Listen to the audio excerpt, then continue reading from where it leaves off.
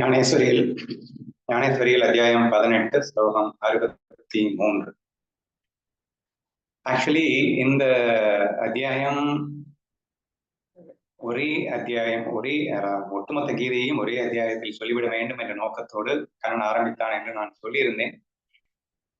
கிட்டத்தட்ட இவ்வளவு தூரம் சொன்னதுக்கு அப்புறமே கண்ணனுக்கு தோணிடுச்சு, போதும் நினைக்கிறேன், எல்லாமே சொல்லி முடிச்சுட்டேன், அதுக்கு மேல என்ன இருக்கு அப்படிங்கிற மாதிரி அவனுக்கு ஃபீல் ஆகுது.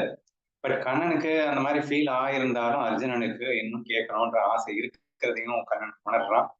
மறுபடியும் ஞானத்தை இன்னும் கொஞ்சம் விஸ்தாரமா சொல்லிடலாம் அப்படின்னு கண்ணனுக்கு தோணுது. ஸோ இது எல்லாமே பாவார்த்த தீபிகை என்று அழைக்கப்படும் ஞானேஸ்வரியில மட்டும்தான் நமக்கு தெரிஞ்சுக்க முடியும். ஏனென்றால் கண்ணன் அந்த போர்க்களத்துல என்ன பாவத்துல ஒவ்வொரு ஸ்லோகத்தையும் எடுத்து சொன்னான் அப்படிங்கிறது கண்ணனுக்கு மட்டுமே தான் தெரியும்.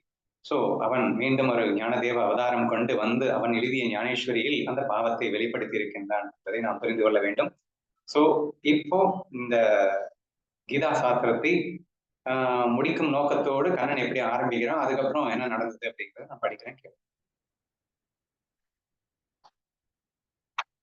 இதுதான் கீதை என்று பெயர் பெற்று வேதம் அனைத்தையும் கடைந்து திரட்டி எடுத்து அதன் சாரமாய் விளங்குகின்றது. ஏன்னா முடிக்கணும்னு ஆசைப்பட்டு சொல்ல ஆரம்பிக்கிறார். இதுதான் கீதை என்று பெயர் படைத்து, இதுதான்டா கீதை. இவ்வளோ நேரம் நான் சொன்னேன்ல, இதுதான் கீதை. இது சும்மா நினைச்சிடாத, சாதாரணமா ஒட்டுமொத்த வேதத்தை எல்லாம் அப்படியே கடைஞ்சு அதுல இருந்து சாரா எடுத்து உனக்கு கொடுத்துட்டேன் அப்படின்னு அவர் இந்த நிறைவு பெறும் நோக்கத்துல அவர் பேச ஆரம்பிக்கிறார். திரட்டி எடுத்து அதன் சாரமாக விளங்குகின்றது. வேதாந்தத்தில் யாதொன்றே ஞானம் என்று பெயர் பிரசித்தமாக ஏற்பட்டிருக்குமோ, யாதொன்றை மிக்க வர்ணித்து கொண்டாடினதால் சாஸ்திரங்களுக்கே உலகில் பெருத்த கீர்த்தி ஏற்பட்டதோ. வேதாந்தத்துல ஞானம் ஞானம்னு சொல்லப்பட்டு நீ கேள்விப்பட்டிருப்பேல, அந்த ஒட்டுமொத்த ஞானத்தையும் புழிஞ்சு எடுத்து இந்த கீதையா கொடுத்துருக்கேன். சோ நீ இந்த கீதையை படிச்சு முடிச்சிட்டேன்னா நீ வேதாந்தத்தையே நீ புரிஞ்சுக்கிட்டேன் அப்படின்னு அர்த்தம் அப்படின்னு சொல்றாரு. ஒட்டுமொத்த சாஸ்திரத்துக்கும் இந்த புகழ் ஏன் வந்ததுன்னா இந்த ஞானத்தை பேசுனதுனாலதான் வந்தது. அதைதான்டா நான் இங்க கீதையில கொடுத்துருக்கேன் அப்படின்னு சொல்றாரு. சோ சாஸ்திரங்களுக்கு உலகில் கீர்த்தி பெருத்த கீர்த்தினா புகழ் ஏற்பட்டதோ, யாதொன்று தலை மறைவாக இருக்கும் போது மாத்திரமே யாதொன்று தலைமறைவாக இருக்கும் போது மாத்திரமே புத்தி முதலியவை பார்வை பெற்றவை என்று கொண்டாடுமோ. அதாவது இந்த ஞானம் ரகசியத்திலும் ரகசியம், இது மறைபொருளாகவே இருக்கின்றது. சோ அதை இந்த புத்தி மூலியமாகத்தான் நாம புரிஞ்சுக்க முடியும் என்றெல்லாம் சொல்லப்படுகிறது அல்லவா. சோ அதை சுட்டி காட்டுறாரு. இது எல்லாமே கீதுதான் அப்படிங்கிறதுக்காக கொண்டாடுமோ. அடுத்து, யாதொன்று உதயமானபின் சர்வத்தையும் பார்த்ததில் பார்த்து அறிகிற திரஷ்டாவான நானே திருஷ்யமாய் போய் கண் முன் தோன்றி நிற்பேனோ. சோ இந்த ஞானத்தினை இந்த கீதையை முழுசா படிச்சு முடிக்கும் போது திருஷ்டா திருஷ்யம்னா காண்பவன், காணப்படும் பொருள். எப்ப இந்த கீதையை நீ படிச்சு முடிக்கிறியோ, இந்த எந்த ஞானத்தினால் இந்த விஷயம் சொல்லப்பட்டதோ, இந்த காணப்படும் இந்த விஷயம் அனைத்தும் காண்பவனான நானே என்று உணரப் பெறுகின்றாயோ, அந்த ஞானத்துடன் கூடிய விஷயத்தை தான் இந்த கீதையில நான் சொல்லியிருக்கேன். தோணி நிற்பேனோ, அந்த ஆத்மஸ்வரூப ஞானம் இந்த கீதையே ஆகும். சரியா? சோ இந்த கீதைங்கிறத சாதாரண விஷயம் நினைச்சிடாதே. ஒட்டுமொத்த வேதாந்தம், ஒட்டுமொத்த சாஸ்திரம், ஒட்டுமொத்த ஞானத்தையும் படைந்து திரட்டி உனக்காக நான் இதை கொடுத்திருக்கின்றேன் என்று கண்ணன் சொல்லியிருக்கின்றான். இது சகலத்தையும் காட்டிலும் மிக்க அருமையானது என்று நினைத்து அதை நான் ஒழித்து வைத்துக் கொண்டிருந்தேன். ஆனால் நான் உன்னை எப்படி அந்நியமாக பாவிக்க முடியும்? கண்ணன் அர்ஜுனனை பார்த்து சொல்றான், டேய், இது சீக்ரெட் ஆஃப் ஆல் சீக்ரெட்ஸ் அப்படின்னு நினைச்சிட்டு நான் ஒழித்து வச்சுட்டு இருந்தேன். நான் உன்னை பார்த்ததுக்கு அப்புறம் அதை நான் விரித்து காட்டாம எப்படி இருக்க முடியும்? உன்னை அந்நியமாக நான் எப்படி நினைக்க முடியும்? நீயும் நானும் ஒன்று அல்லவா? So therefore I can't see you are separate from me. உன்னை நான் வேறானவனாக நான் பார்க்க முடியாது. இந்த வார்த்தையெல்லாம் நீங்க கேட்கும் போது ஞானதேவர் நமக்கு கிடைச்சிருக்கு அப்படின்னு சொன்னா, ஞானதேவர் ஒழிச்சு வைக்காம நம்ம கிட்ட எல்லாமே பேசிட்டு இருக்காரு அப்படின்னா, நம்ம எல்லாம் அவர் எந்த அளவுக்கு அந்நியமா நினைக்கல அப்படின்னு ஃபீல் பண்றாருன்ற விஷயத்த நீங்க உள்ளுக்குள்ள கொண்டு வந்துடணும். சரியா? So this will be highly motivating force for us. நம்ம குரு நம்ம மேல எவ்வளவு ஒரு நம்மை அந்நியமாக பார்க்கவில்லைன்னு சொல்லி எவ்வளவு சீக்ரெட் எல்லாத்தையும் நம்ம விரிச்சு காட்டியிருக்காரு அப்படிங்கிற அந்த ஃபீலை நீங்க டெவலப் பண்ணிக்கணும் அப்படின்னு நான் கேட்டுக்கிறேன். ஓகேவா? ஆகையால் நான் கிருபையால் ஆக்கிரமிக்கப்பட்டவனாய் நான் ஒருவனுக்கும் வெளிப்படுத்தாது ஒழித்து வைத்திருந்த இந்த என் தனத்தை உனக்கு கொடுத்து விட்டேன். உன்னை நான் அந்நியமா பார்க்காத ஒரு காரணத்தினால ஒருவருத்துக்கும் இது யாருக்குமே கொடுக்காத தனத்தை நான் இப்ப உனக்கு கொடுத்துட்டேன் அப்படின்னு கண்ணன் சொல்றான். தாயானவள் தன் குழந்தை விஷயத்தில் தனக்கு ஏற்பட்டிருக்கும் பிரேமையால் தான் என்ன செய்வது என்பதை என்ன செய்வது என்ன செய்ய தகுந்தது என்பதை மறந்து போய் அந்த குழந்தையை பார்த்து என்னென்னமோ வார்த்தைகள் சொல்வது போல எனக்கு உண்மையில் ஏற்பட்டிருக்கும் பிரேமையால் நான் இதுதான் செய்ய மாட்டேன்டா அப்படின்னு. So this is try to feel the love of ஞானதேவா towards us. So நம்ம மேல ஞானதேவர் எந்த அளவுக்கு அருமை, அதாவது உலகத்தின் தாய் என்பதற்கு மௌலி என்ற பெயர் வைத்திருக்கின்றார் என்பதும் உங்களுக்கு தெரியும். இப்ப அவரே என்ன சொல்றாரு, ஒரு தாய் குழந்தைகிட்ட அந்த அன்பின் மிகுதியில அவ என்னென்னலாம் செய்யலாம் அப்படின்னு அவளுக்கே தெரியாம போகுதோ, அந்த மாதிரி என்னுடைய குழந்தைகளான உங்களுக்கு நான் என்னென்னலாம் செய்யணும்னு தோணுதோ அப்படி நான் செய்யணும்னு தோணுது. அந்த தாய்க்கு தோன்ற மாதிரி உங்களுக்கு எல்லாத்துக்குமே நான் செய்யணும்னு தோணுது. அதனால எல்லாத்தையுமே நான் உனக்கு விரிச்சு காட்டிட்டு இருக்கேன். எதுதான் நான் செய்ய மாட்டேன் உங்களுக்காக, நான் என்னதான் செய்ய மாட்டேன், இதை விட என்னங்க செய்ய முடியும்.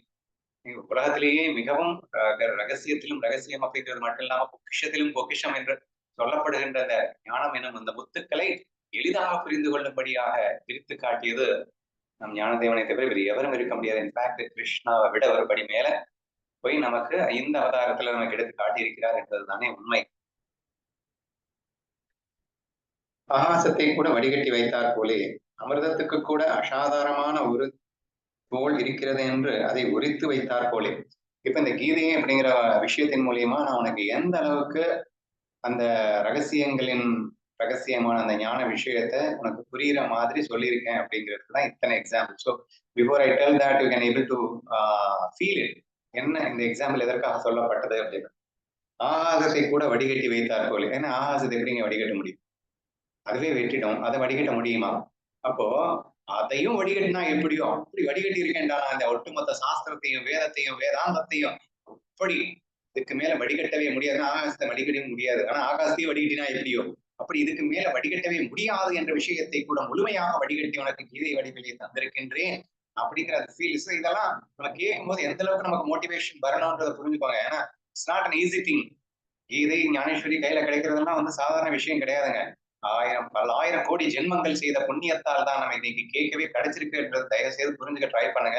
அண்ட் தட் டூ இந்த மாதிரி விஷயங்களை கேட்கும் போது எந்த அளவுக்கு இதுல இன்வால்மெண்ட் வரணும் அப்படிங்கிறதையும் சேர்ந்து புரிஞ்சுப்பாங்க. ஸோ ஆகாயத்தை வடிகட்டினா இப்படியோ அந்த அளவுக்கு நான் வடிகட்டி உனக்காக இந்த கீதையை கொடுத்துருக்கேன் அப்படின்னு சொல்றாரு.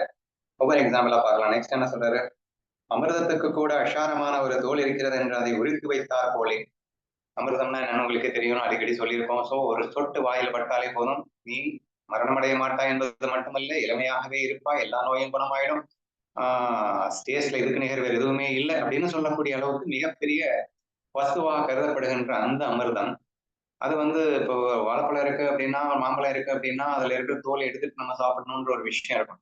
அமிர்தத்துல அப்படியெல்லாம் கிடையாது, அப்படியே சாப்பிட வேண்டியதுதான். ஆனா அந்த அமிர்தத்தை கூட அதுல உள்ள தோல் கீழெல்லாம் எல்லாத்தையும் நீக்க முடிஞ்சா நீக்கிட்டு அதனுடைய சாரம் அவனுக்கு கொடுத்தா எப்படியோ அப்படி கொடுத்துருக்கேன்டா அந்த கீதை. ஏன்னு சொல்லியிருக்காருன்னா ஹவ் ஷுட் பி ஃபீல் அப்படிங்கிறத இமேஜின் பண்ணுங்க அப்படிங்கிறாங்க.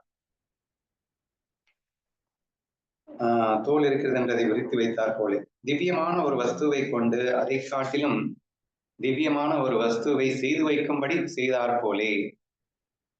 திவ்யமான வஸ்துன்னா என்ன சொல்றது, the precious thing அப்படின்னு சொல்லலாம்.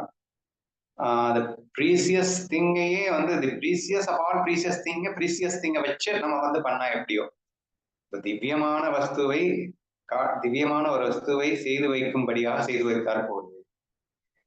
இப்போ எல்லா சாஸ்திரம் எல்லாமே வந்து திவ்யமான வஸ்து தானே. வேதம், சாஸ்திரம், வேதாந்தம் எல்லாமே திவ்யமான வஸ்து தான். ஆனா திவ்யமான வஸ்துக்களுக்கே திவ்யத்தை கொடுத்தால் போல இந்த கீதையை நான் செஞ்சு வச்சிருக்கேன் அப்படின்னு எடுத்துக்கோங்க.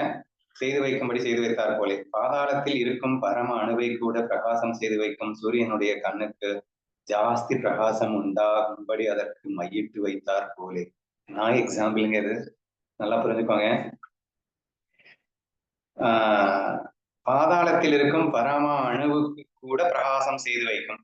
சூரியன் வந்து எல்லாருக்குமே பிரகாசம் கொடுக்குறான்னு உங்களுக்கு நல்லாவே தெரியும், சரியா? சூரியனை விட பிரகாசமான வஸ்து இந்த உலகத்துல ஏதாவது இருக்க முடியும்னு நினைக்கிறேன். 100% சான்ஸ் இல்லைன்னா நம்ம எல்லாருமே ரொம்ப யுனானிமஸா சொல்லிடலாம் இல்லையா? சோ இங்க ஒண்ணு காட்டுறாரு, இந்த கீதைங்கிறது சூரிய பிரகாசம் பூமியில இருக்கிற வஸ்துவை தானடா காட்டும். பாதாளத்தில் இருக்கக்கூடிய பூமியில இருக்கக்கூடிய பரம அணுவை கூட காட்டுமா அப்படின்னா, பரம அணுவை காட்டக்கூடிய அளவுக்கு பிரகாசம் அதுக்கு இருக்கா, இருக்குன்னு கூட வச்சுக்கோங்க. ஆனா பாதாளத்தில் இருக்கக்கூடியது ஏதாவது பெருசா இருந்தாலே காட்டுமா? காட்டாது. பாதாளத்தில் இருக்கக்கூடிய பரம அணுவை காட்டுமா? இம்பாசிபிள். டோட்டலா ஈஸியா சொல்லிடலாம்ல. ஆனா இந்த கீதை அப்படிங்கிற பிரகாசம், நான் உனக்கு கொடுத்திருக்கிற இந்த பிரகாசம் சூரிய பிரகாசத்தை விட பன்மடங்கு உசந்தது. எந்த அளவுக்குன்னா, பாதாளத்தில் இருக்கின்ற பரமாணுவுக்கும் கூட வெளிச்சம் கொடுக்கக்கூடிய அளவுக்கு பிரகாசமான ஒரு திவ்ய வஸ்துடா இந்த கீதை. அதை நான் உனக்காக கொடுத்திருக்கேன் அப்படின்னு சொல்றாரு. Please try to feel what and how important it is அப்படிங்கிறத. பிரகாசம் செய்து வைக்கும் சூரியனுடைய கண்ணுக்கு ஜாஸ்தி பிரகாசம் உண்டாக்கும்படி அதற்கு மையிட்டு வைத்தார் போலே. சோ அவர் சிம்பிளா என்ன சொல்லிட்டாருன்னா, சூரியனுக்கே அந்த பவரை கொடுத்தா போறே அப்படின்னு சொல்லிட்டாரு. சரியா? சூரியனுக்கு வந்து கெப்பாசிட்டி ஒன்லி பூமியை காட்டுற மாதிரி தான். ஆனா அந்த சூரியனுக்கே பரம பாதாளத்தில் உள்ள பரமனுக்கும் தெரிகிற மாதிரி ஒரு பவரை கொடுத்தா எப்படி இருக்குமோ அப்படி ஒரு பவர்ஃபுல்லான விஷயம் இது அப்படின்னு புரிஞ்சுக்கிறோம். சர்வஞனாகிய நான் இப்பதான் வர்றாரு. எதுக்கு? சித்தாந்தத்துக்கு. இவ்வளவு நேரம் எக்ஸாம்பிள் தான். சரியா? முதலே எக்ஸாம்பிள் மட்டும் படிச்சிருந்தா எதுக்கு சொல்றாருன்னு உங்களுக்கு புரியாது அப்படின்றதுனால நான் ஒவ்வொரு எதுக்காக இதை சொல்லிட்டு இருக்காருன்றது சேர்த்தே சொல்லிட்டு வரேன். சர்வஞனாகிய நான் கூட எல்லா விஷயங்களையும் ஆலோசித்து பார்த்து, இப்ப இந்த சொன்ன எக்ஸாம்பிள் பிரகாரமா நான் வந்து சும்மா இல்லடா, சாஸ்திரம் வேதாந்தம் எல்லாத்தையும் ஆலோசித்து பார்த்து எது உத்தமம் என்று எனக்கு தோன்றினதோ அப்படியே ஃபுல்லா எடுத்து மேய்ஞ்சு அதுல எதை சொன்னா சூப்பரா இவன் ஃபில்டர் பண்ணி அழகா ஈஸியா ஞானி ஆயிடுவான் அப்படின்னு எனக்கு தோன்றியதோ அதை உனக்கு சொல்லிக் கொடுத்தேன். இனி அதை நீ ஆலோசித்து பார்த்து எது உனக்கு நல்லது என்று தோன்றுமோ அதை செய். கண்ணன் அடிக்கடி இந்த விஷயத்த நான் சொல்லியிருக்கேன். 18வது அத்தியாயத்துல கண்ணன் அர்ஜுனனை பார்த்து சொல்லுவான். எல்லாம் சொல்லி முடிச்சுட்டு ஆரம்ப காலகட்ட அத்தியாயத்துல 2வது 3வது அத்தியாயத்துல பாத்தீங்கன்னா போர் செய் அப்படின்னு சொல்லிடுவான். சரியா? டேய், போர் செய்யாம இருக்கவே முடியாதுன்னு கொஞ்ச நேரத்துக்கு முன்னாடி கூட சொல்லிட்டு இருந்தாரு. நீங்க கவனிச்சிருப்பீங்க. உன்னுடைய பிரகிருதி உன்னை போரில் வலுவில் ஈடுபடுத்தும் அர்ஜுனா, நீ மாட்டேன்னு சொல்லிட்டா மட்டும் நீ செய்யாம இருக்கிற போறியா அந்த மாதிரி கேட்டிருந்தாரு இங்க. பட் அங்கே வந்து நீ போர் செஞ்சுதான்டா ஆகணும்னே வந்து இன்ஸ்ட்ரக்ஷன் கொடுக்குற மாதிரி எல்லாம் இருக்கும். பட் எல்லா கீதையும் சொல்லி முடிச்சுட்டு கடைசியில் என்ன சொல்றாருன்னா, டேய், இந்த கீதைங்கிறது சாதாரண விஷயம் இல்ல. எல்லாத்தையும் கட்டஞ்சு எடுத்து இதுக்கு மேல ஒண்ணுமே இல்லைன்ற அளவுக்கு நான் உனக்கு கொடுத்துட்டேன். இவ்வளவும் சொல்லி கொடுத்ததுக்கு அப்புறம் நான் டிசிஷன் எடுத்தா எப்படிடா இருக்கும்? நீயே டிசிஷன் எடுத்துக்கோ. உனக்கு எது நல்லதுன்னு உனக்கு என்ன படுதோ அதை செய்டா அப்படின்னு சொல்லக்கூடிய அந்த சுதந்திரத்தை கொடுக்கும் அந்த விஷயத்தை நான் இங்கே காண்கின்றேன். So that is the greatest feel, the love feel of Krishna அப்படின்னு எனக்கு ஃபீல் ஆகும் அந்த விஷயத்துல. சிஷ்யனுடைய லவ் ஃபீல், ஐயோ நான் எதுவும் செய்ய மாட்டேன், நீ சொன்னதான் நான் செய்வேன் அப்படின்னு சொல்றது சிஷ்யனுடைய ஃபீலா இருக்கட்டும். What is the feel of guru அப்படின்றத இமேஜின் பண்ணி பாருங்க. உனக்கு சொல்லி கொடுத்து விட்டேன், நீ அதை ஆலோசித்து பார்த்து எது உனக்கு நல்லது என்று தோன்றுமோ அதை செய். இனிதான் அந்த பாவார்த்தம் வருகிறது. இப்படி நான் சொன்னதை கேட்டு அர்ஜுனன் ஒன்றும் பேசாதிருந்ததை பகவான் பார்த்து, அர்ஜுனன் இந்த ஞான பிரசங்கத்தை கேட்டு இன்னும் திருப்தன் ஆகாமல் மேலும் கேட்க ஆசைப்படுகிறான் என்று தெரிந்து கொண்டு ஸ்ரீகிருஷ்ணன் பின்வருமாறு சொன்னான். முடிச்சிட்டாரு கீதைய. முடிச்சதுக்கு அப்புறமா அவனை பார்த்தா அவன் வந்து சாட்டிஸ்ஃபைடா இருக்கிற மாதிரி தெரியல. ஐயோ அதுக்குள்ள முடிச்சிட்டாரு அப்படின்னு ஃபீல் ஆகிற மாதிரி அவனுக்கு அவன் ஃபீல் பண்றான் அப்படின்னு கண்ணனுக்கு புரியுது. புரிஞ்சதுக்கு அப்புறமா அதை வந்து எக்ஸ்பிளைன் பண்றாரு. கிருஷ்ணன் பின்வருமாறு சொன்னார். நீ வஞ்சிக்கிறவன் அல்ல. பசித்திருக்கிறவனுக்கு உணவை பரிமாறும் போது அவன் சந்தோஷப்பட்டுக் கொண்டு பசி தீராமல் இருக்கும் போதே பரிமாறினதை போதும் நான் திருப்தனாகிவிட்டேன் என்று சொன்னால் அவன் தனக்கு தீங்கு செய்து கொள்வதும் அல்லாமல் பரிமாறுகிறவனையும் வஞ்சித்து பாவத்துக்கு ஆளாகின்றான்.